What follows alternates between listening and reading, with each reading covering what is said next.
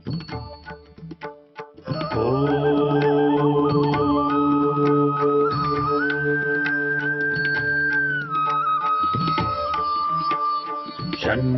मित्रः शं वरुणः शन्नो भवत्वर्यमा शन्न इन्द्रो बृहस्पतिः शन्नो विष्णुरुक्रमः ॐ शान्ति शान्ति शान्तिः।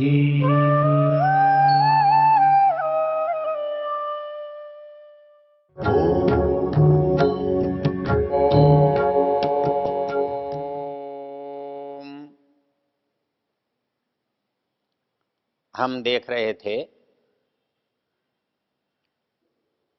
हमें जो संसार हमारे सामने मिला है उस संसार को जानने और समझने के लिए जहाँ संसार को हम देखते हैं वहीं पर इस संसार के बनाने वाले का भी ज्ञान इस संसार से हमें मिलना चाहिए। हमने देखा था कि संसार के जो नियम हैं वो नियम संसार के अपने बनाए हुए नहीं हैं, उसमें चैतन्य नहीं है और नियम बनाने वाला चेतन होना चाहिए। तो इस दृष्टि से हमें संसार का जब ज्ञान होता है तो संसार के ज्ञान के साथ साथ हमें संसार के बनाने वाले का भी ज्ञान हो जाता है। जो शब्द हैं वो कैसे इसका हमें बोध कराते हैं उसको हम देखें तो ये जो यजुर्वेद के 31वां अध्याय है जिसको हमने पुरुषाध्याय के रूप में जाना था, इसके ऊपर जो विशेष जानने योग्य शब्द हैं मंत्रों से पहले जिनको पढ़ा जाता है वो ऋषि देवता छंद और स्वर हैं। ऋषि जो हैं उनको हम संक्षेप में समझें, जिन्होंने इनके मंत्रों के अर्थ पर विचार किया है, उन अर्थों को दूसरों के लिए उपदेश दिया है, हम उन्हें ऋषि कह रहे हैं। और इस मंत्र में जिस विषय का प्रतिपादन किया है, जो विषय बताया गया है, उस विषय को जिस शब्द से हम जानते और समझते हैं वो शब्द हम देवता के रूप में जानते हैं। वो शब्द हमारे सामने देवता के रूप में सामने आता है। और ये जो मंत्र की रचना है वो रचना जिस तरह से हुई है और उसे जैसे बोलना चाहिए उसको हम छंद और स्वर कहते हैं। इसकी चर्चा हम फिर किसी अवसर पर देखेंगे विस्तार से। यहाँ पर जो इस अध्याय का मंत्र है उसके शब्दों पर विचार करते हैं। मंत्र है ओम सहस्रशीर्षा पुरुषः सहस्राक्षः सहस्रपात् स भूमिं सर्वतो वृत्वा अत्यतिष्ठत् दशांगुलम। संस्कृत भाषा के सामान्य जानने वाले व्यक्ति के सामने जब ये शब्द आते हैं तो उनका जो सीधा सीधा मोटा अर्थ बनता है वो देखने से हमारी समझ में आ जाएगा। संस्कृत में सहस्र शब्द जो है वो 1000 के लिए आता है। तो शब्दों का जब अर्थ विचार करते हैं तो सहस्र शीर्षा, 1000 सिर, हजारों सिर, सहस्रपात, हजारों पैर। तो सहस्र शीर्षा पुरुषः सहस्राक्षः सहस्रपात, यहाँ पुरुष एक वचन है, अर्थात जिस पुरुष की यहाँ चर्चा की जा रही है वो एक होना चाहिए, बहुत नहीं। और इस संसार में जो दिखाई देने वाले पुरुष हैं, प्राणी हैं, वो एक नहीं है। वो एक तरह के होने पर भी एक नहीं है, वो अनेक प्रकार के हैं, उन अनेक प्रकारों में भी अनेक प्रकार हैं। तो यहाँ पर बात, हमारे मन में एक प्रश्न उठ सकता है कि यहाँ पर तो उस बात, पुरुष की बात कर रहे हैं, तो जो संसार में दिखाई दे रहा है उसकी ही बात कर सकते हैं, किंतु ऐसा है नहीं, क्योंकि यहाँ जो संबोधन किया गया है वो एक पुरुष की बात कर रहा है। और इसका देवता भी इसलिए पुरुषः है। यदि बहुत अभिप्रेत होते तो बहुवचन होना चाहिए था, मंत्र में ही बहुवचन हो जाता, ऊपर न भी होता, लेकिन ऐसा है नहीं, क्योंकि इस मंत्र में जितने भी शब्द हैं वो एक को बताने वाले हैं। तो सहस्र शीर्षा पुरुषः, सहस्राक्षः हजार आँख, हजार आँख वाला, सहस्रपात हजार पैरों वाला, स भूमिम सर्वतो स्मृत्वा, और उसने भूमि को सब जगह से स्पर्श किया हुआ है।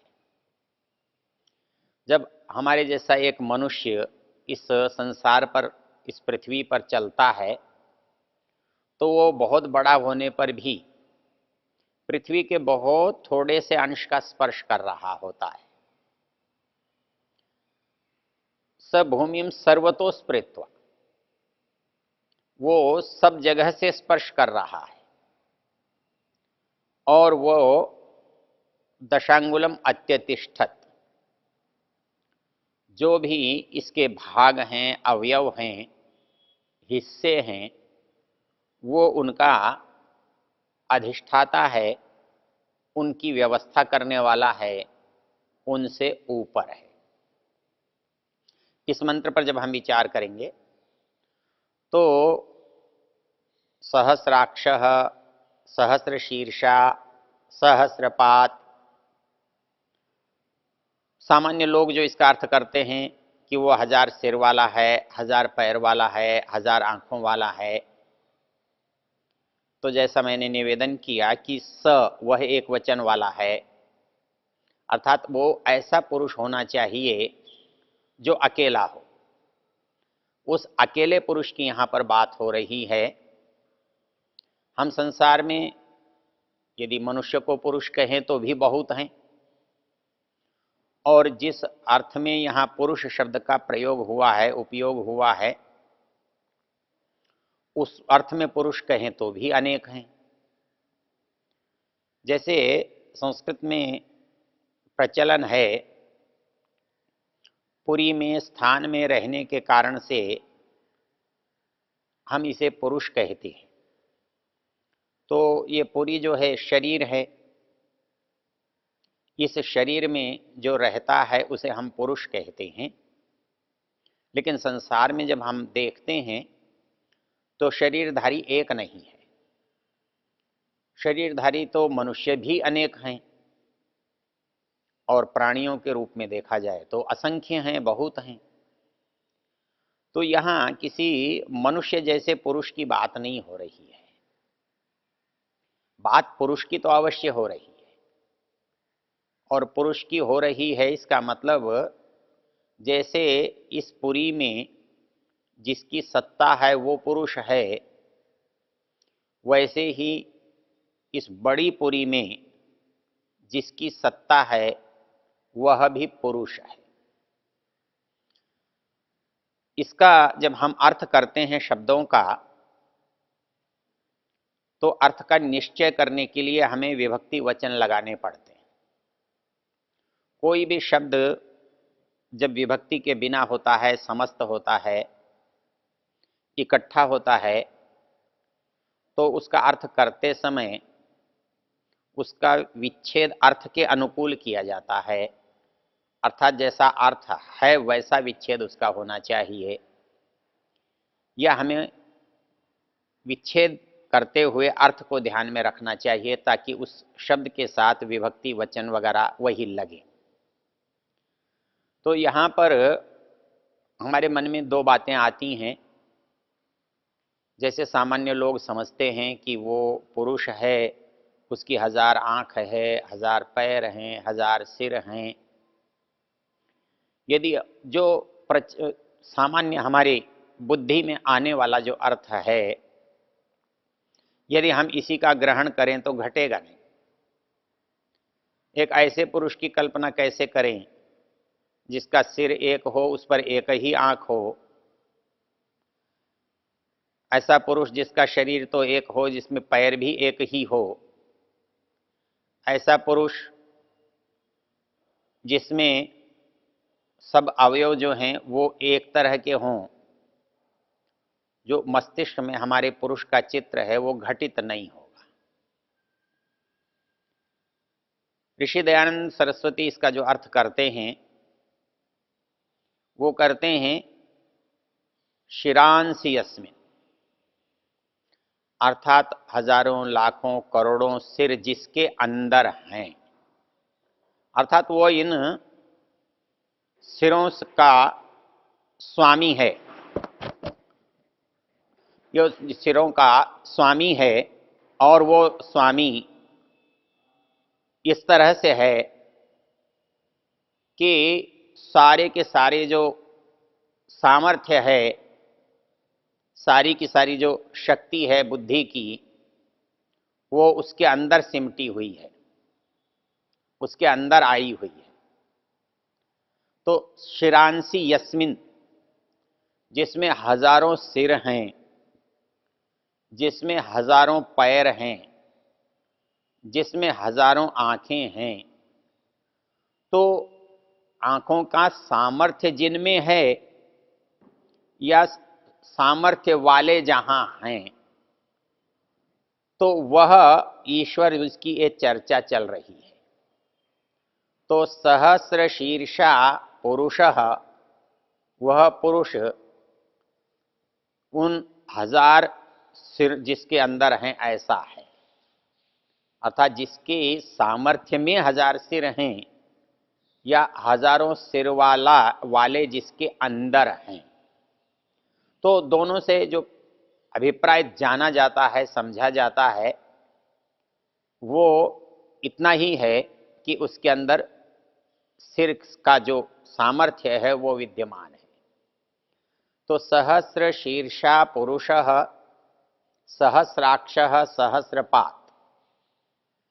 इसके साथ और जो बड़ी बात है, स भूमिम सर्वतो स्पृत्वा, वह इस दृश्यमान समस्त पृथ्वी पर सर्वतः स्पृत्वा, सब ओर से स्पर्श किए हुए है। अर्थात कोई भी भाग, कोई भी हिस्सा उसका बचा हुआ नहीं है। अत्यतिष्ठत दशांगुलम, अब वो जो समस्त दृश्यमान जो जगत है, संसार है, उससे भी वो अत्यतिष्ठत, अतिरिक्त है, उसके बाहर है, उसके ऊपर है, उसका अधिष्ठाता है। इस तरह से मोटा अर्थ जब हम कर लेते हैं तब हमें यहाँ विचारने की बात जो आती है वो ये, पहली बात, यहाँ ऐसे पुरुष की बात कर रहे हैं जो एक है। हम ऐसे पुरुष की बात कर रहे हैं जिसके अंदर ये सब सामर्थ्य औरों से अधिक है। हम ऐसे पुरुष की बात कर रहे हैं जो इस संसार से बड़ा है। अब यदि हम विचार के देखें कि जिन पुरुषों को हम जानते हैं या जिन पुरुषों को हम देखते हैं, वो पुरुष न तो एक हैं और न उनके अंदर कोई बहुत असीम सामर्थ्य है, और न ही उनकी स्थिति, दशा, उनकी उपस्थिति इस संसार से बाहर तो हो ही नहीं सकती, अंदर भी पूरी नहीं है। तो पहली चीज जो हमारी समझ में आती है वो ये है, यहां हम जिस पुरुष की बात कर रहे हैं वो पुरुष तो है, लेकिन वह पुरुष उन सब पुरुषों से, उन सब प्राणियों से, मनुष्यों से भिन्न है।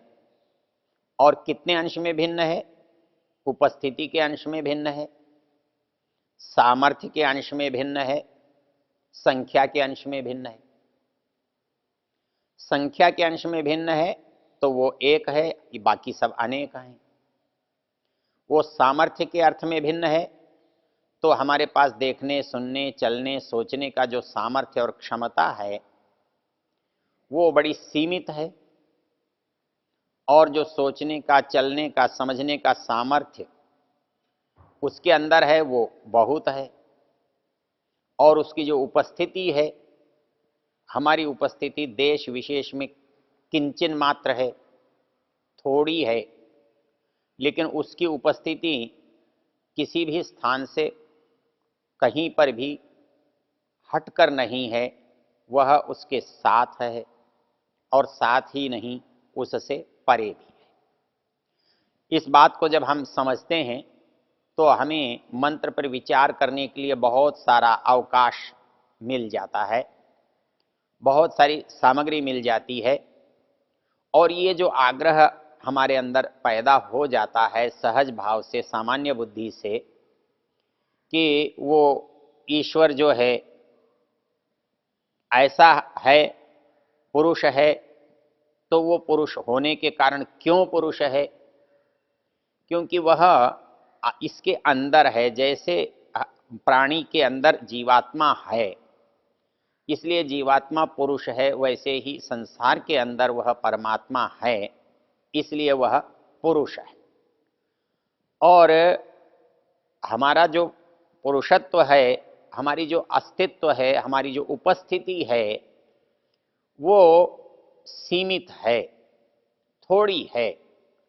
इसलिए यहाँ बात समझ में जो आती है वो ये आती है कि वह कुछ कुछ हमारे जैसा है और कुछ कुछ वो हमसे भिन्न है। तो कुछ हमारे जैसा है वो इन शब्दों से दिखाई देता है।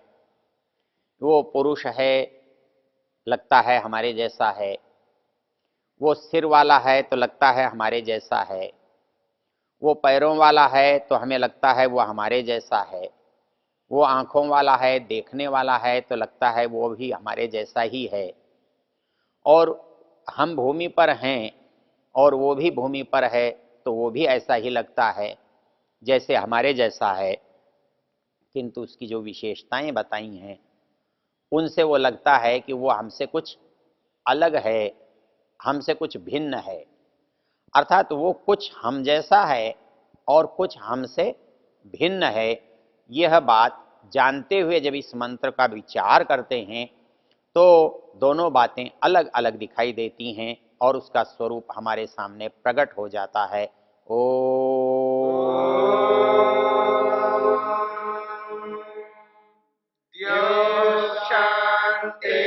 शान्तिरन्तरिक्षं शान्तिर्पृथिवी शान्तिरापः शान्तिरोषधयः शान्तिः वनस्पतयः शान्तिर्विश्वे देवा शान्तिर्ब्रह्म शान्ति सर्वं शान्ति शान्तिरेव शान्ति क्षमा शान्तिरेधि। ॐ शान्ति शान्ति शान्तिः।